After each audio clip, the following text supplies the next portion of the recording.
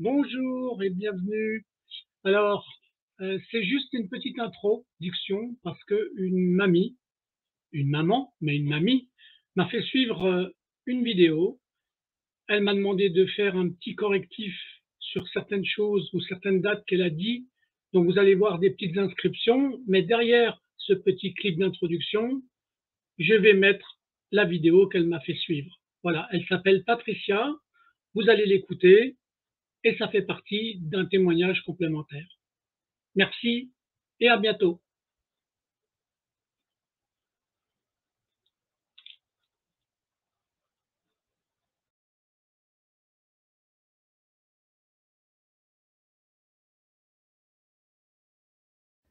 Bonjour à toutes et à tous, je suis Madame Ossan Patricia, j'habite à Hyères, près de Toulon. Je voulais vous informer que j'ai porté plainte contre l'État et les services publics de justice suite au viol aggravé commis sur ma petite fille de 6 ans et demi et du décès de ma fille survenu le 11 avril 2022. Les faits remontent à 2013, lorsque le papa de ma petite fille rencontre une fille sur la plage, et elle lui met en tête de me retirer Lola, que j'élevais depuis la naissance, suite aux gros problèmes de santé de ma fille. Il y avait des problèmes psychiatriques assez lourds et des gros problèmes de santé avec pronostic vital engagé, noté sur ses documents médicaux. Donc j'ai élevé Lola depuis la naissance, depuis l'âge de 10 jours, jusqu'à 6 ans et demi. Cette personne était auparavant au Canada, psychologue des familles, donc elle avait le même principe qu'en France, très certainement faire des faux témoignages au profit des services sociaux. Donc, sans savoir pourquoi j'élevais ma petite fille depuis la naissance, elle a fait pression sur le père qui m'a finalement retiré ma petite fille, qui s'appelle Lola. Et ben, la petite a été violée avec la complicité de sa mère.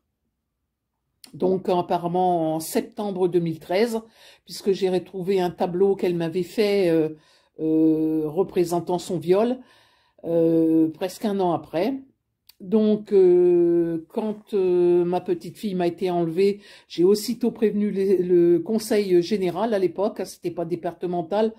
J'ai alerté le conseil général, j'ai alerté l'école, le directeur d'école, pour dire que ma petite fille était en danger avec sa mère, qu'il y avait des gros problèmes avec les hommes. Ma fille avait des problèmes de ce côté-là, quoi. Il lui prenait des crises où elle avait besoin absolument d'avoir un homme avec elle. Enfin, vous comprendrez ce que ça veut dire.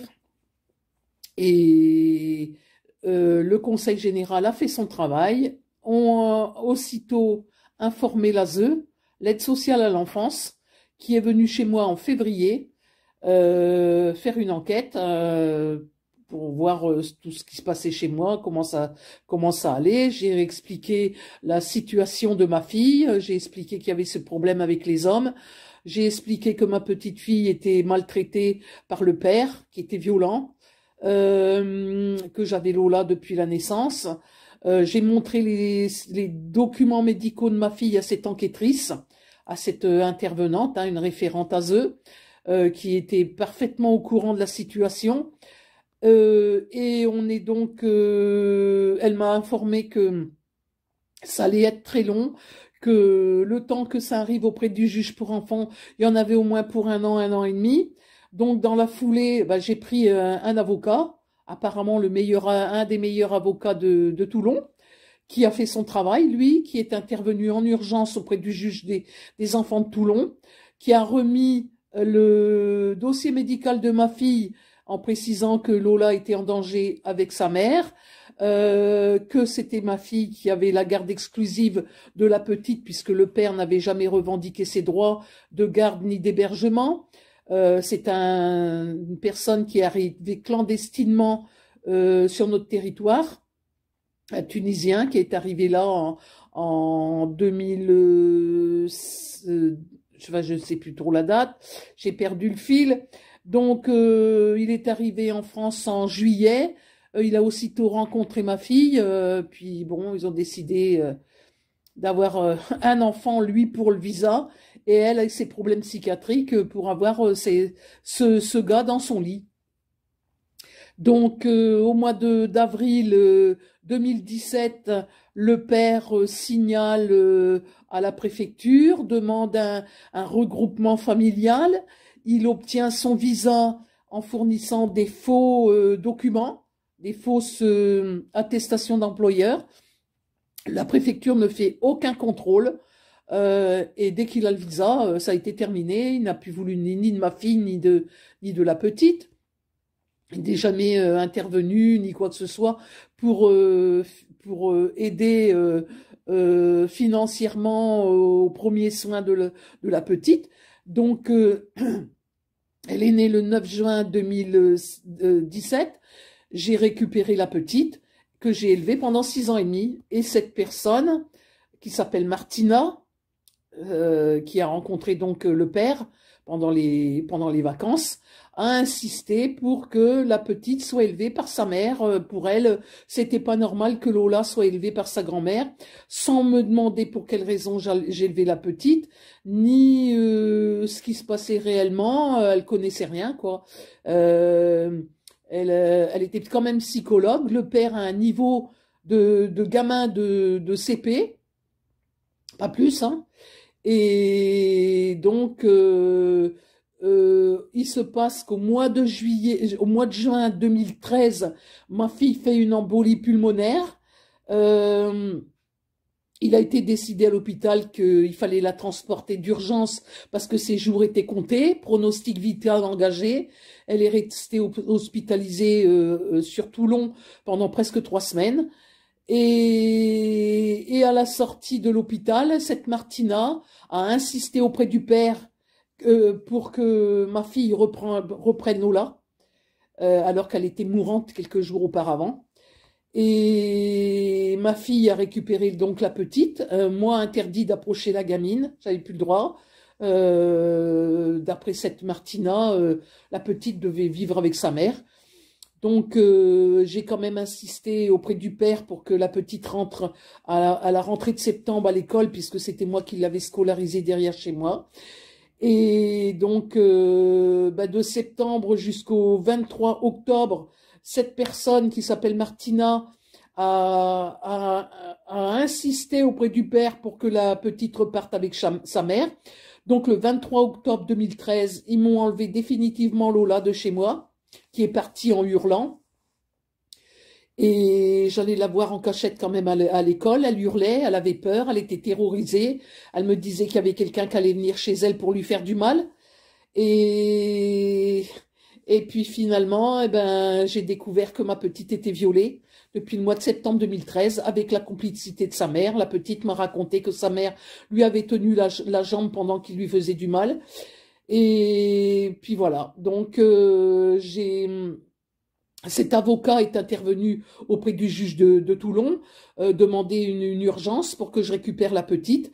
Mais quand je suis passée auprès du tribunal, le juge a décidé de rendre la petite à la garde partagée des 2 parents, alors que le père n'avait jamais revendiqué ses droits, et le tout basé sur faux témoignages de la référente ASE et de la complicité de cette Martina, qui avait l'habitude de faire des faux témoignages, qui a dit qu'elle vivait avec le père alors qu'elle était partie, il s'était battu.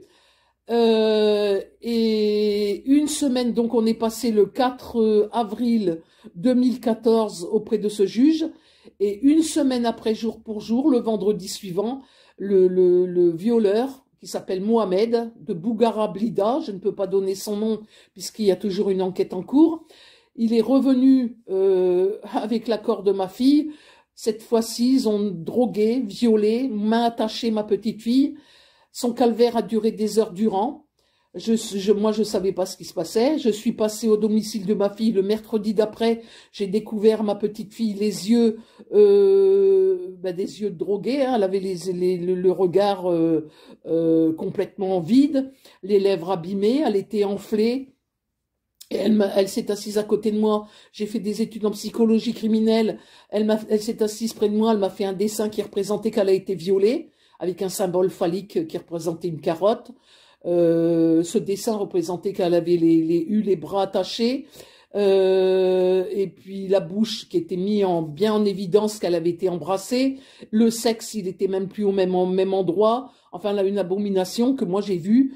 Ma fille ne sait pas que j'ai fait des études en criminologie puisque ça s'est passé avant sa naissance. Je suis vite allée avec le dessin auprès du conseil général pour alerter que ma petite avait été violée. Au niveau du conseil général, la petite référente qui avait travaillé en psychiatrie auprès des enfants a bien reconnu ce dessin comme étant un viol. Donc je suis allée voir mon avocat pour signaler que la petite était violée. Et à partir de là, ça a été l'enfer pour moi. J'ai été convoquée auprès de l'ADSEAV, ADSEAAV du Var, à Toulon, où j'ai été traitée de grand-mère et de mère indigne. Je ne comprenais rien de ce qui me tombait sur le nez. J'ai dit ma petite elle était violée, ils avaient l'air étonnés. J'avais demandé déjà à ce qu'on soit tous passés par un expert psychiatre, aussi bien les parents que moi, pour bien prouver qu'il y avait un problème avec les parents. Il n'y a que moi qui est passé devant ce psychiatre qui appartenait à la TSAV, hein, qui s'appelle Docteur Violette, je vais bien balancer son nom, qui est connu dans une autre affaire qui s'appelle Ami de Lisa, dans le Var. Donc cet organisme ATSAV avec ce docteur Violette font des faux témoignages contre les parents protecteurs. À mon insu, il m'a reconnu atteinte de délire paranoïaque, je comprenais rien. D'abord, il a jamais voulu me donner son rapport, hein. J'ai pas pu faire appliquer le principe du contradictoire. J'ai retrouvé ces documents plus d'1 an après dans les dossiers. J'ai été insultée, convoquée par le policier chargé de l'enquête, qui m'a traité lui aussi de grand-mère et de mère indigne. Je comprenais rien de ce qui me tombait dessus. Ce policier s'est mis debout devant moi avec les larmes aux yeux, m'a dit il a fallu que ça me tombe dessus. Alors je comprenais pas, je comprenais rien de ce qui se passait devant moi. J'étais complètement comme si j'étais dans un film. Au final, ma petite a été examinée. Donc cette histoire-là, ça a débarré chez le juge le 4 avril 2014. La petite a été violée une semaine après, mais ils ont fait examiner la petite qu'au 5 mai 2014, soit presque 3 semaines après. On m'a caché son examen médical, on m'a tout caché, je ne savais pas ce qui s'était passé.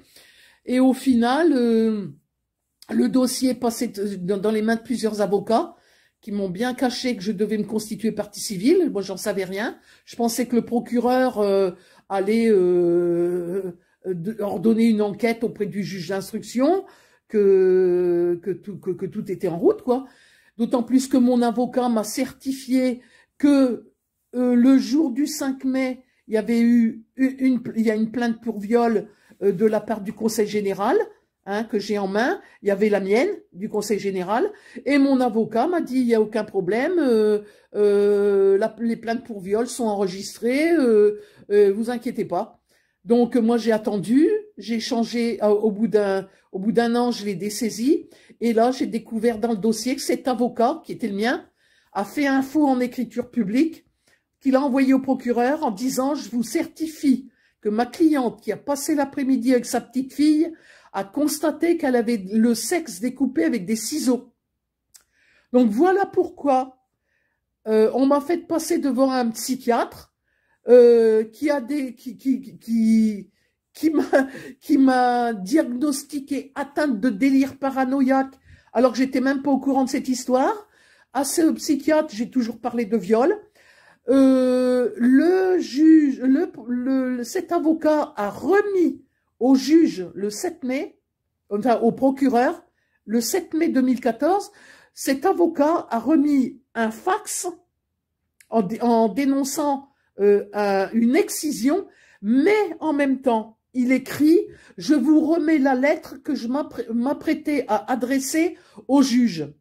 Il s'appelait Laurent S, on va dire. Donc, sur cette lettre, c'était moi qui dénonçais que ma petite fille était violée et que je demandais que Lola soit entendue par un pédopsychiatre. Ça n'a jamais été fait. Donc, au bout d'1 an, je récupère quand même le dossier d'enquête Et là, je découvre que ma petite fille a été examinée le 5 mai 2014 pour une excision. Il est bien marqué dans ce rapport médical. D'ailleurs, elle a été examinée par un médecin généraliste de garde le 7 mai, donc veille des fêtes, hein, du long week-end, pour une excision, parce qu'elle marque qu'il n'y a aucune lésion externe. En plus, ma petite fille, avec 6 ans et demi, elle n'a pas été examinée par un pédopsychiatre, ni par pédopsychiatre, ni par pédiatre. Hein, ça aurait dû être fait. Mais elle diagnostique que Lola présente des érosions au niveau des poignets, des hématomes sur les tibias et sur les jambes. Donc, elle avait toutes les symptômes d'un enfant qui venait de subir des maltraitances et agressions.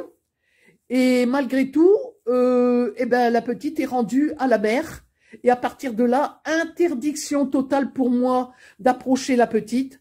Je suis allée au JAF, j'ai été traitée pire que tout, de grand-mère indigne, que j'aurais dénoncé que ma fille avait fait exciser ma fille alors que j'étais même pas au courant. Enfin bref, depuis 9 ans, impossible de revoir ma petite fille.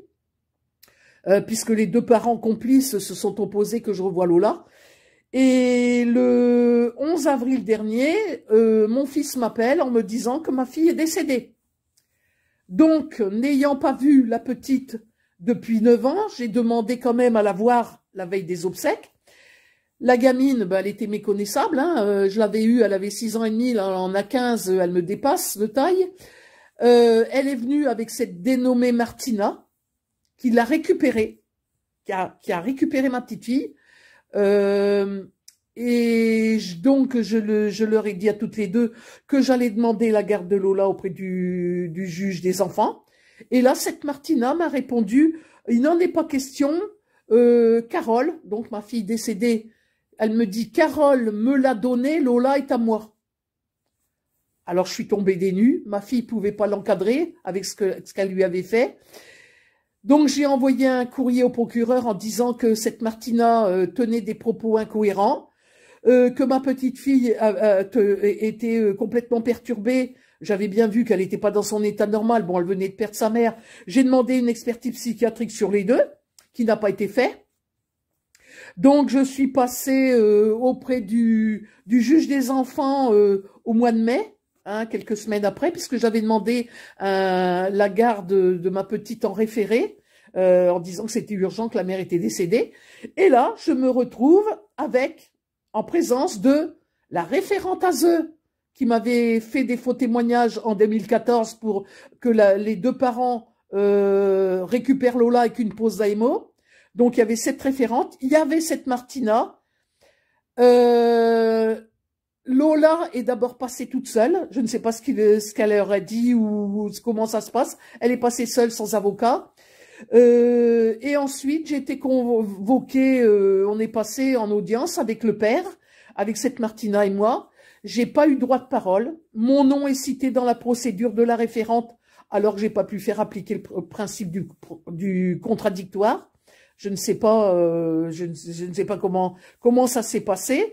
J'avais demandé une enquêtrice à mon domicile pour bien prouver que tout était prêt et que j'avais les moyens d'accueillir ma petite et qu'elle avait sa chambre à elle. Ça n'a pas été retenu. Finalement, la gamine est placée avec une OPP, un placement provisoire, chez cette Martina, qui, elle, demande, hein, alors qu'elle n'est absolument rien de la famille, elle demande le placement de ma petite fille en famille d'accueil. Il est bien précisé sur le rapport que cette Martina n'a pas les moyens d'héberger Lola, qu'elle vit en studio, que Lola n'a pas sa chambre, elle dort sur un divan hein, depuis le mois de février 2022. Cependant, la petite, elle repart chez cette personne qui est responsable des viols et de la mort de ma fille, faut quand même pas l'oublier. Et cette histoire dure pendant 6 mois, donc je fais appel entre deux. Et là, je me retrouve à Aix avec Madame Evelyne Guyon. Je vais donner son nom. C'est l'avocate, c'est la juge des enfants qui a remplacé Le juge qui à l'époque est quand même reconnu responsable des viols commis sur une petite fille, puisqu'il a été muté sur une île à Mamoudzou. C'est cette Madame Guyon qui a remplacé ce juge et qui m'a refusé une audience parce qu'il y avait donc dénonciation de viol. À partir du moment où il y a viol, vous n'avez plus le droit d'approcher l'enfant que vous avez voulu défendre. Donc cette Madame Guyon a refusé des audiences. J'ai une de mes avocates qui est allée voir pour signaler que la petite était en danger et qu'il fallait la sortir de là. Elle n'a rien voulu savoir. Et donc, 9 ans plus tard, je me retrouve avec cette Madame Guyon qui est maintenant juge des mineurs à Aix, qui m'a insulté quand même ouvertement, m'a dit que j'étais folle, qu'il n'y avait pas de viol. Je lui ai dit qu'il fallait qu'elle aille à la porte à côté, puisque le dossier est finalement arrivé en cour de cassation. Elle a refusé d'aller voir, puisque je suis quand même remontée en cassation avec cette histoire. Et là, elle relit le rapport ASE, interdiction de dire quoi que ce soit. Ma requête à moi, elle n'est pas lue, les pièces jointes non plus. Et au final, elle me marque bien que ma requête soit acceptée, elle me déboute de ma demande. Donc, les loups ne se mangent pas entre eux. Elle ne pouvait pas casser un jugement qui était fait par une de ses collègues à Toulon.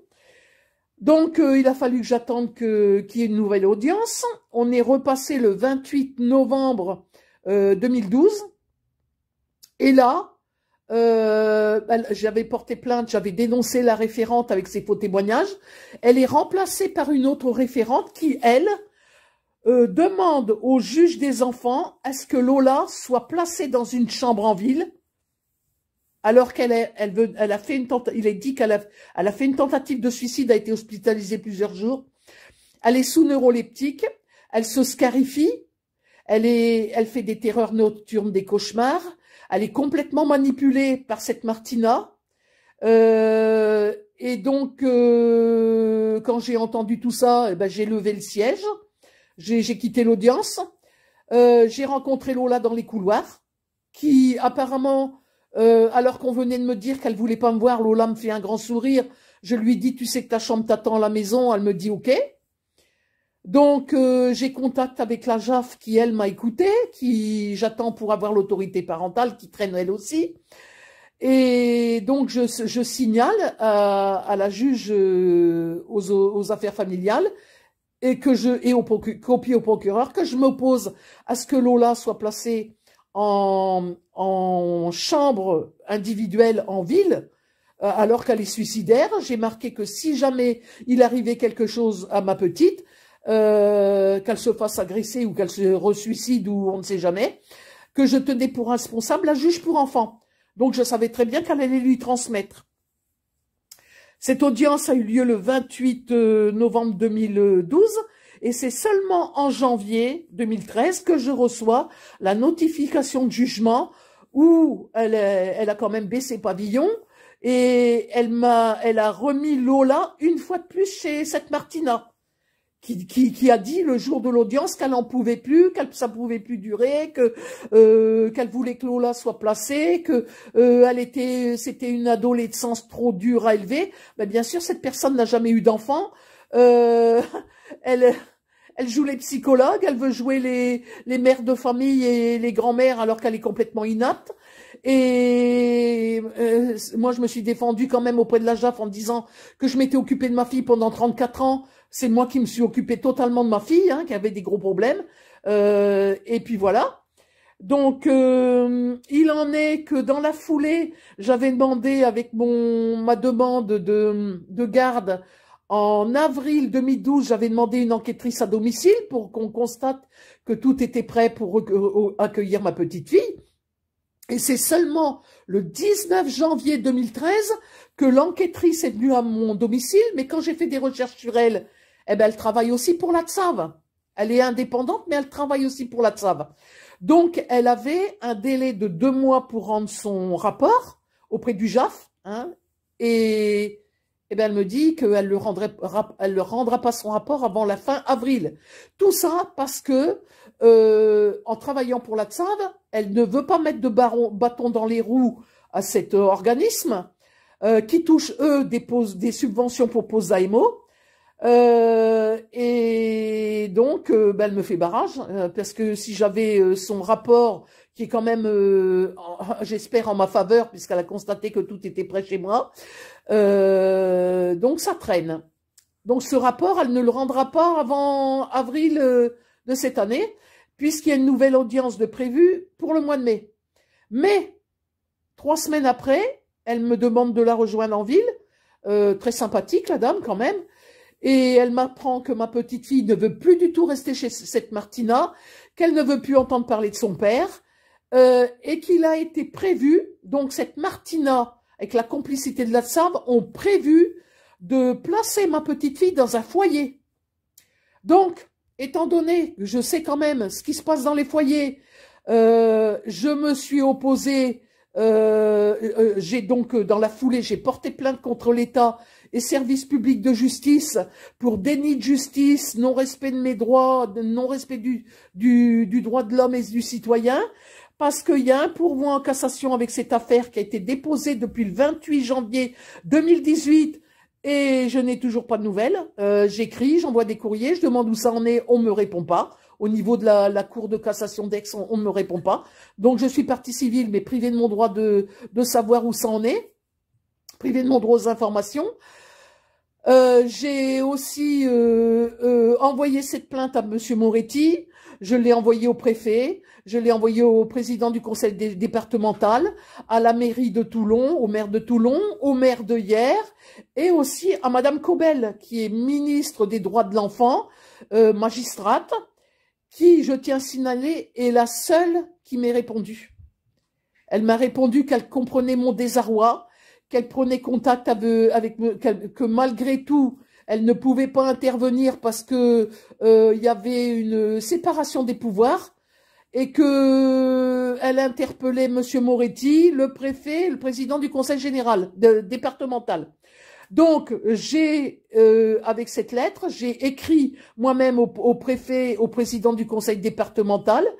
J'ai dit que je refusais absolument que ma petite fille soit placée dans un foyer, étant donné son état de santé, que elle n'avait jamais été entendue par un psychiatre, alors qu'elle est victime de manipulation, qu'elle a fait une tentative de suicide, et qu'en plus, j'avais dénoncé à plusieurs reprises que le père était violent et portait plainte contre lui pour atteinte à l'intégrité psychologique et psychique sur mineurs de moins de 15 ans. Le père a récidivé, il m'a mis ma petite fille à la porte, alors qu'elle pleurait que sa mère était en train de mourir, elle est allée chez son père se réfugier, elle savait pas où aller. Le père l'a mis à la porte, il a mis ma petite fille à la porte. Il lui a dit de foutre le camp. La petite a pris sa patinette complètement affolée. Elle a eu un accident. Elle s'est ouvert le menton. Elle a été recousue à 7 points de suture. Et elle est allée se suicider chez sa mère. Elle a avalé les comprimés. Et elle est allée faire une tentative de suicide. Et comme elle savait pas, elle a appelé cette Martina sans savoir qu'elle mettait les mains dans l'engrenage. Donc, j'ai aussi envoyé un courrier à l'ambassadeur de Tunisie, lui signalant que malgré mon courrier que je lui avais envoyé en 2015 pour lui signaler que ma petite fille avait été violée par un Algérien, je n'avais toujours pas obtenu de justice 8 ans après les faits, que je savais très bien qu'il ne pouvait pas intervenir, mais que je voulais quand même l'informer de comment sont traités nos enfants sur notre territoire. J'ai envoyé copie de cette lettre au préfet et au président du conseil départemental en précisant que je ne voulais pas que ma petite fille aille dans un foyer parce que la première juge que j'avais eue s'y était opposée en disant que ça serait bien pire que pour ma petite fille puisqu'il y avait des délinquants, des cas lourds, des cas sociaux lourds et que c'était pas la place de Lola. Donc, j'ai envoyé ces courriers en recommandé et quelques jours après, un article passe dans le Var Matin en précisant que un foyer tenu par les services sociaux, donc à eux, avec qui j'ai affaire, dénonce, il y a un avocat qui a dénoncé que des enfants placés, des mineurs, hein, des petits, avait été violée. Donc, sous la responsabilité donc de ce président du conseil départemental, puisque c'est lui qui finance et l'ASE et la TSAV. Ben là, je suis en train de refaire un courrier que j'envoie demain auprès du procureur général pour demander réouverture du dossier d'enquête. C'est une affaire criminelle, c'est bien classé comme affaire criminelle auprès de la cour de cassation en vue de cour d'assises. Je demande réouverture du dossier, étant donné que moi j'ai tous les documents qui prouvent que Lola a été examinée pour une excision et non pour un viol. Et les juges successifs que j'ai eus ont eu du parti pris. Donc c'est interdit parce qu'un juge doit rester impartial. Sur les 3 juges que j'ai eus, à chaque fois, ont pris position pour la TSAV, au profit de la TSAV et de leur détournement de fonds, parce que je vais aller jusqu'au fond des choses. Il s'agit de détournement de fonds basés sur des faux rapports de la part des référents, qui massacrent complètement le parent protecteur. Donc, il y a un détournement de fonds publics. J'ai aussi envoyé une alerte à la Cour des comptes de Paris, preuve à l'appui comme quoi j'étais victime de faux témoignages au profit de la TSAV. Et donc, tout est en cours de route et demain, j'envoie cette demande de révision de procès, quoi. Puisque les viols ne sont toujours pas reconnus au bout de 8 ans, il y a quand même un peu d'abus, quoi. Alors, il faut savoir que cet Algérien qui a violé ma gamine s'est réfugié en Suisse. Alors, comment il a fait pour y arriver, j'en sais rien, puisqu'il n'avait pas d'argent du tout, il était à Paris. C'est ma fille qui lui payait ses voyages en train pour venir violer ma gosse. Ma fille, qui était complètement détraquée sur le plan psychiatrique, a ouvert un groupe de rencontres pour faire venir des étrangers sur le territoire, a publié la photo de ma petite fille sur ce site de rencontre. Les assistantes sociales du conseil général, c'était général à l'époque, maintenant départemental, ont alerté le procureur qui n'a rien fait. Et en fait, dans la foulée, quand on regarde tous les documents, ma petite fille a été violée 1 semaine après que le juge des enfants l'ait remis à la garde partagée des 2 parents, donc le 11 avril, mais ils ont attendu le 7 mai à 17h30 et une autre plainte à 17h44 pour porter plainte pour viol et l'avocat en question pour excision, juste au moment où le procureur de Toulon est parti en long week-end. Donc, dans la foulée, c'est le vice-procureur qui a récupéré le boulet, et j'ai appris qu'il s'était fait virer, alors que depuis le départ, le procureur était au courant de cette histoire, puisque le président du conseil général lui a envoyé tous des bordereaux de transmission que j'ai, puisque je suis partie civile. Il alertait le procureur de Toulon que la petite était en danger avec la mère. Mais d'un autre côté, le juge, lui, est passé en conseil de discipline, puisque le procureur a fait d'une pierre deux coups. Il a alerté le CSM pour dire que le juge était responsable du dossier, donc ils ont bien reconnu que ma gamine était victime de viol. Ce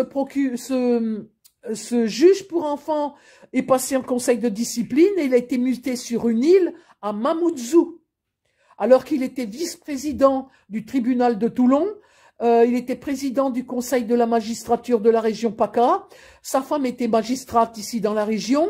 Ils ont une grosse demeure ici à Hyères. Alors il y a quand même une justice. Il faut savoir qu'il y a quand même une justice, c'est que pratiquement toutes les personnes impliquées dans cette histoire ont tous été mutés, virés. Ils ne sont plus en circulation. Moi, mon problème, c'est que ça traîne au niveau de la Cour de cassation, que les viols ne sont pas officiellement reconnus, et que là, dernièrement, la juge m'a renvoyé un document en disant qu'elle ne pouvait pas me donner la garde de Lola, étant donné que je dénonce des viols et que je tiens des propos inquiétants. Alors imaginez un peu, on vous dit sans arrêt, ça passe à la télé, dès que vous avez connaissance d'un enfant maltraité, veuillez alerter, vite, il faut prévenir et tout. Et quand on fait son travail, eh ben, on est complètement privé de nos droits. Hein, moi, je suis quand même la grand-mère qui a élevé la petite et qui vient de perdre sa mère et qui a interdit d'avoir le moindre rapport avec sa grand-mère, le moindre rapport de tendresse, pas un mot, on n'a pas le droit de s'écrire ni rien. Bon, la petite, elle m'a quand même écrit, on a quand même pu correspondre vite fait, mais elle s'est fait certainement attraper puisqu'elle est complètement sous contrôle là depuis quelques semaines, elle me répond plus. Et ben voilà où on en est. Donc, ne prenez pas d'avocat. Ce que je vous conseille, moi, je vous le conseille ouvertement, c'est que portez plainte quand vous êtes victime de faux témoignages de l'ASE. Il faut prouver que vous êtes victime, hein, que vous êtes victime de faux témoignages.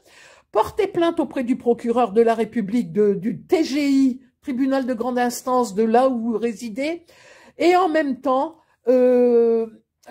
porter plainte auprès du doyen des juges d'instruction avec constitution de partie civile, avec les documents, preuve à l'appui que vous êtes victime de l'ASE, et demander des lourdes indemnisations. Hein. Moi, j'ai demandé 8 millions d'euros de dédommagement pour les 8 ans qu'on m'a fait passer sans pouvoir avoir le moindre contact sur ma petite fille, alors qu'il y avait les preuves qu'elle était violée et qu'elle a été placée chez les parents maltraitants. Donc, j'ai réclamé 8 millions de dommages et intérêts sur ma plainte contre l'État et services publics de justice. J'ai réclamé 500 000 euros tous les premiers du mois tant que ma petite fille ne sera pas revenue à mon domicile. Donc, j'ai envoyé une main levée de placement auprès du juge des enfants. J'attends. D'un autre côté, tant que l'enquêtrice n'a pas rendu son rapport auprès du JAF, eh ben je ne peux pas avoir mon autorité parentale et j'ai demandé la garde exclusive de Lola. Donc tout traîne et mon calvaire en tant que grand-mère dure depuis le 23 octobre 2013. Ma petite fille s'est quand même retrouvée à moins de 7 ans à se prendre en main toute seule. Hein. Elle m'a expliqué son calvaire quand j'ai renoué. Elle s'est retrouvée toute seule suite à la décision de ce juge de la remettre à la garde partagée des 2 parents. Le père en a pas voulu puisqu'il était même plus avec Martina, puis il s'en était jamais occupé. Ma petite s'est retrouvée seule à s'occuper de sa mère qui était couchée, à se prendre en main toute seule, à se faire à manger. Elle m'a raconté qu'elle devait laver, habiller, coiffer, faire manger sa mère à petite cuillère, qu'elle devait faire ses devoirs toute seule, elle s'est retrouvée complètement à l'abandon de l'État. Et là, il n'y a aucun service public, hein, aucun service social qui est passé, malgré toutes les dénonciations. Le père a tout de même la reconnaissance, il est tout de même, il a quand même l'autorité parentale, hein, puisqu'il a déclaré la petite. Donc, je dois me battre contre tout ça. Et étant donné qu'il a récidivé en mettant la petite à la rue puis qu'il y a eu un accident, ben j'attends d'avoir l'autorité parentale pour pouvoir porter plainte contre lui pour le faire arrêter, parce qu'il y a quand même plainte qui a été déposée en 2015 contre cet individu qui m'avait menacé de m'égorger, de insulter trop tous les noms. Enfin, j'ai vécu l'enfer. Tout ça parce que ma fille était malade. Et qu'elle m'en a fait voir de toutes les couleurs, parce que dans cette histoire, on dénonce pas non plus, on n'en parle jamais du parent maltraité. On parle des enfants maltraités, mais on parle pas des parents maltraités. Moi, j'ai vécu pendant 34 ans avec ma fille, hein, j'ai demandé de l'aide auprès des médecins qui m'ont dit on peut rien faire, elle est majeure. Je me suis retrouvée avec ma fille qui me faisait disparaître des objets tant que j'avais le dos tourné et qui me disait que j'étais folle. Qui me découpait des rideaux, qui me faisait disparaître les objets, enfin toutes des choses comme ça, qui disait qu'il y avait du diable dans la maison, enfin j'ai vécu l'enfer. Elle partait pendant plusieurs jours retrouver des clandestins dans des souterrains, hein, vous savez très bien, vous avez bien compris ce qui se passait, hein, parce qu'elle avait des crises. Et j'ai vécu l'enfer comme ça pendant 34 ans. Et j'ai été moi-même enfant battu. C'est pour ça que je me bats pour ma petite fille. J'ai vécu pendant exactement la même histoire que ma petite fille pendant 6 ans et demi où j'ai été élevée, adorée par ma grand-mère. Et puis il a fallu que je reparte avec mes bourreaux parce qu'il n'y avait pas d'école là où il y avait ma grand-mère. J'ai été battue jusqu'à faire une expérience, à vivre une expérience de mort imminente, à coups de poing derrière la tête par ma mère. On m'a arraché un ongle, on m'a arraché les dents avec des pinces, on m'a maltraité. Toute la famille savait, mais personne ne disait rien parce que je suis née bâtarde. Et on m'a toujours traité de bâtarde toute mon enfance. Alors je peux vous assurer que j'ai quand même les reins solides pour supporter tout ça. Et je me battrai jusqu'au bout pour ma petite fille. Maintenant, je vais médiatiser cette histoire. Je vais essayer de trouver des associations. Il faut savoir aussi que toutes les associations qui ont pignon sur rue touchent des subventions du Conseil général avec leur loi de 1901. Donc, ils font semblant de dénoncer sur les réseaux sociaux. Mais quand vous leur dites de porter plainte auprès des procureurs, personne ne bouge. Parce que tant qu'il n'y aura pas de plainte, ça peut pas bouger. Et bon, ils écrivent des livres, ils dénoncent, ça pour dénoncer, ils dénoncent. Mais personne ne portait plainte contre l'État et les services publics de justice comme je l'ai fait. Donc, dorénavant, faites attention. Si vous avez des problèmes familiaux, essayez de les régler vous.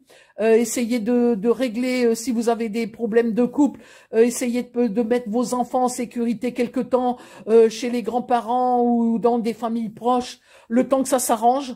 Mais évitez d'appeler les services sociaux parce que vous ne reverrez jamais vos enfants.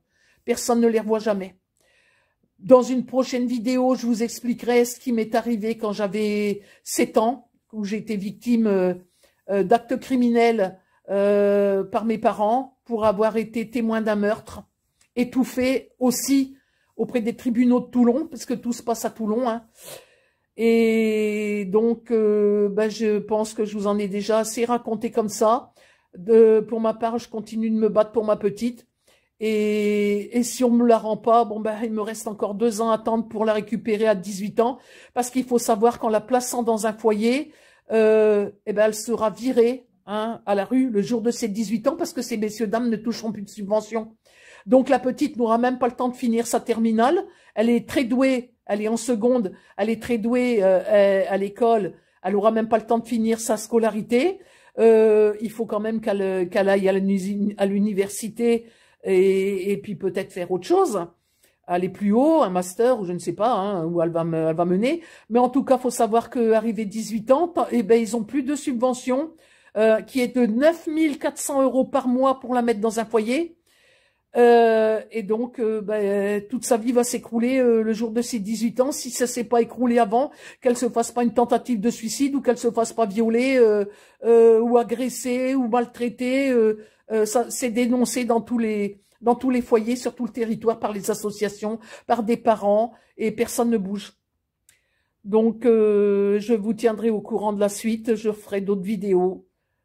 J'espère pas avoir été trop longue, que ça soit quand même compréhensible. C'est la première fois que je fais une vidéo. J'ai pas l'habitude de parler. J'écris beaucoup. Mais bon, comme ça, vous savez de quoi il retourne. Bonsoir à tous et à toutes.